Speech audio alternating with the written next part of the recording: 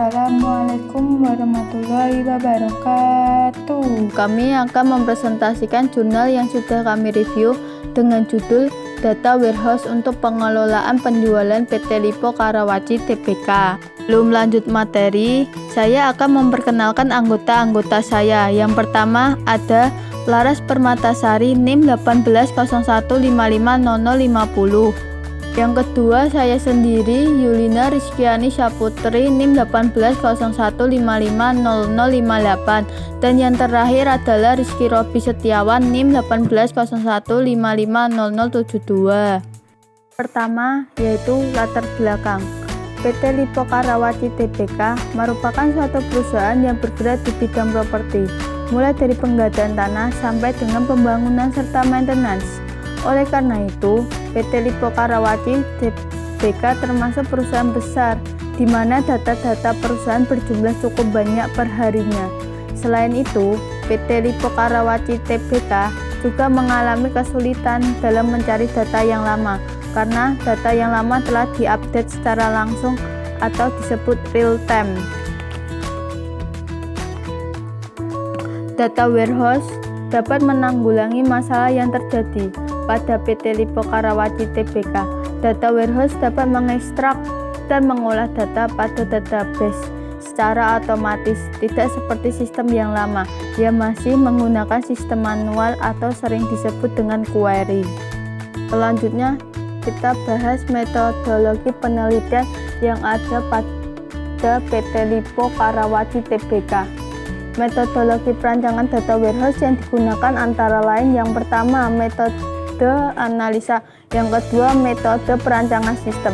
Nah, metode perancangan sistem dibagi menjadi banyak sekali. Yang pertama menentukan proses, yang kedua menentukan grand, yang ketiga mengidentifikasi dan menyesuaikan dimensi, yang keempat menentukan fakta, yang kelima menyimpan perhitungan awal dalam tabel fakta, yang keenam menambah atribut yang dibutuhkan dalam tabel dimensi, yang ketujuh menentukan durasi database, yang ke-8 memantau perubahan yang terjadi dalam dimensi, yang ke-9 menentukan prioritas query dan tipe yang digunakan. Belum lanjut, saya akan membahas satu persatu dari metodologi penelitian PT Lippo Karawaci Tbk dengan metode perancangan sistem. Yang pertama menentukan proses, yaitu dengan memilih subjek dari permasalahan yang sedang dihadapi, kemudian mengidentifikasi proses bisnisnya.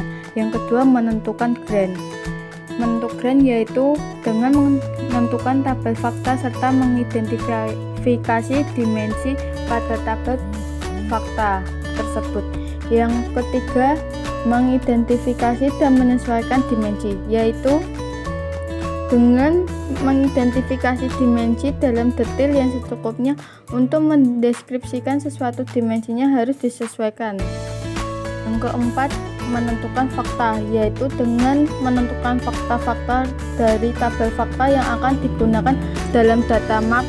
Fakta tersebut harus numerik dan bersifat dapat dijumlah.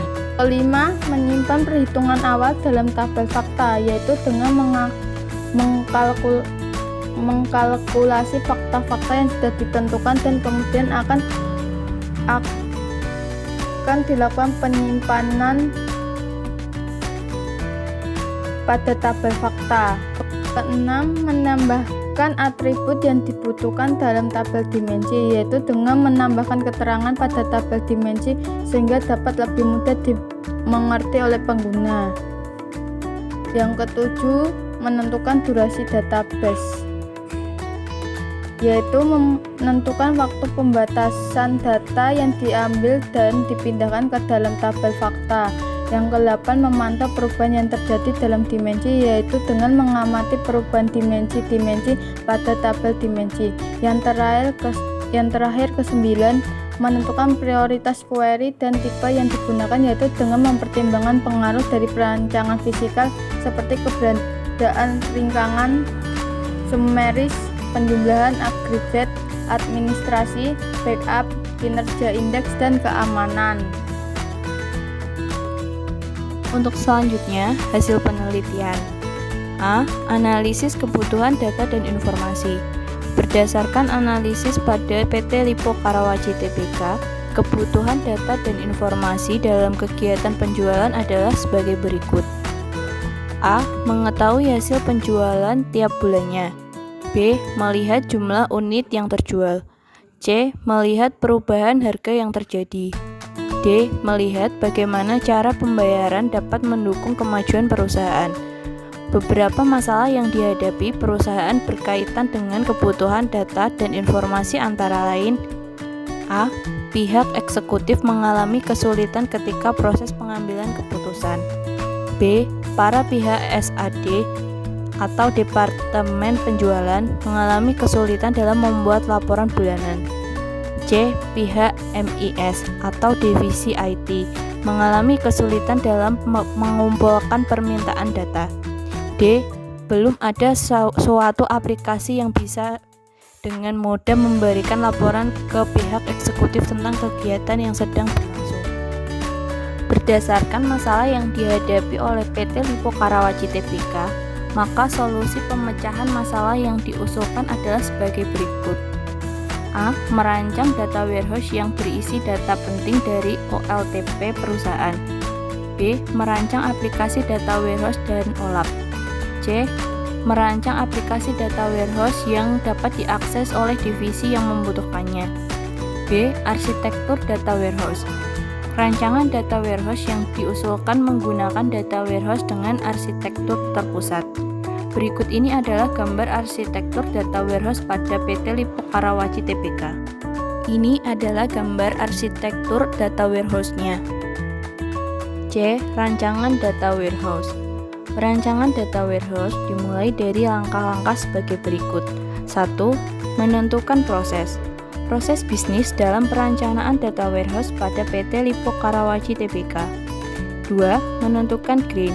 Berdasarkan hasil penelitian dari proses bisnis dan kebutuhan dari perusahaan, beberapa grain yang ditentukan: penjualan properti, pembayaran properti, angsuran properti, pembatalan penjualan yang dibatalkan oleh customer, pengelompokan properti.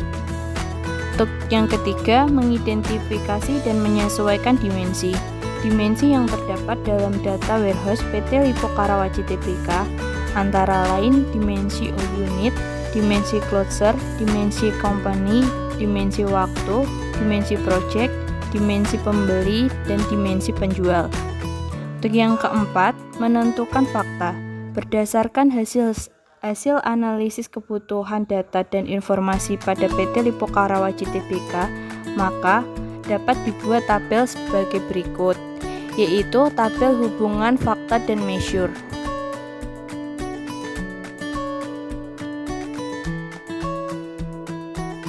Berikut ini adalah gambar skema reconciliation data warehouse.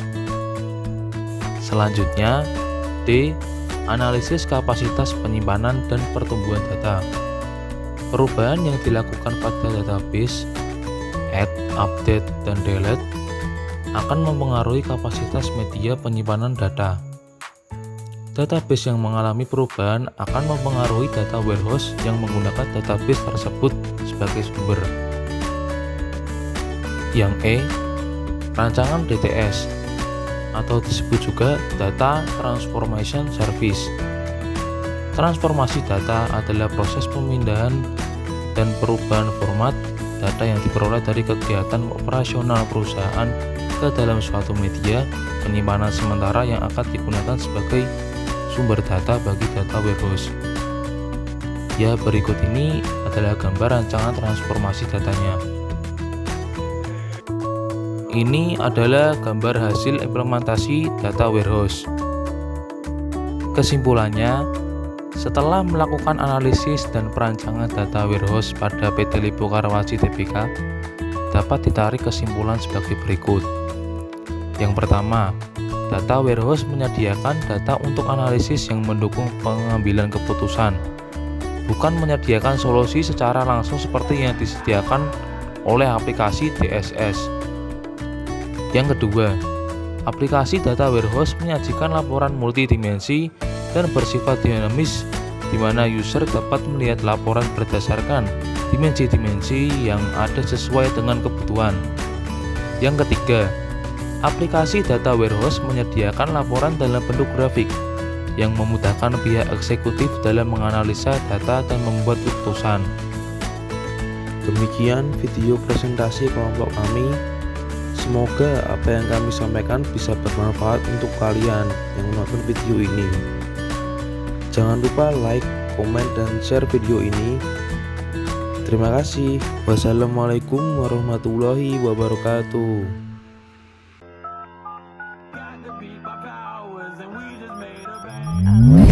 Like him too, he my man, he my boo, he my type, he's so